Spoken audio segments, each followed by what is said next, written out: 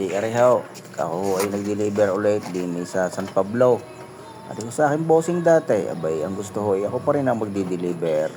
Ay di ari nga ho, at ating bubuksan na ang mahiwagang cage. At nang makikita nyo ho, ay di aring dinosaur. Yung tingnan ng aking deliver na rin. Kaya nga ho nung nakakita rin ay paano nagkasya diyan? Kaya kita yung ho lumabas na. Ay pagkakalaki ho niyan. Nasa 40 kilos ho yan. Dapol, black. Yung, may baba na ho. Pagkakagulat din dyan ni sir. Sabi, may malaki nga. O, di rin ho, ikinakalas ko na sa lieg. Ang tali, yan, kita nyo ho yan. Pagkakaganda naman ho eh. Yun, si bossing na yun. Ito, di paglapit pa yan. Talagang namahanghahaw sa kambing. At talaga daw kung pala pinilalalamove na rin ang kambing. Ako hindi ho rin lalamob. Pero ho, petran ko. Sige ho. Salamat mga boss.